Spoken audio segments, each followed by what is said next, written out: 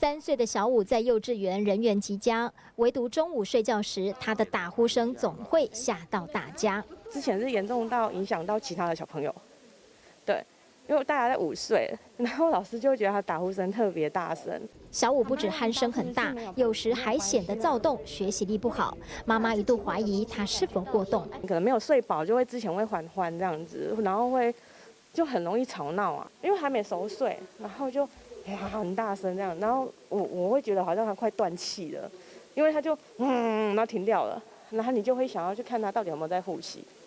对，然后好几次他自己吓到，他就妈妈，我怎么会这样？一检查才知道小武好冤枉，他其实是因为腺样体肥大挡住了呼吸道，造成呼吸中止，又因为睡眠不够，影响到情绪与学习力。这种腺样体很肥大，它就刚好就塞在鼻子后面，睡着的时候就会这个鼻涕就会吸下去来，吸吐。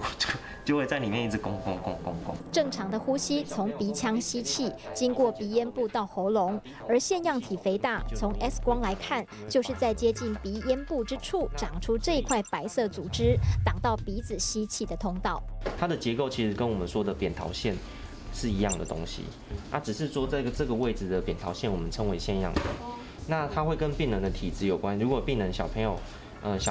本身过敏比较严重，这个腺样体就会比较容易因为发炎而肥大。手术切除过大的腺样体，小武呼吸顺畅，不再打呼，精神也比以前好。家长可观察孩子白天是否嗜睡、情绪浮躁、记忆力差、注意力不集中，晚上睡觉时打呼很大声、盗汗、容易惊醒、长期鼻塞。有医师评估手术切除或药物治疗。虽然儿童呼吸中止症没有立即生命危险，但影响人际关系，也可能耽误学习成长。大爱新闻李亚平、廖学信台中报道。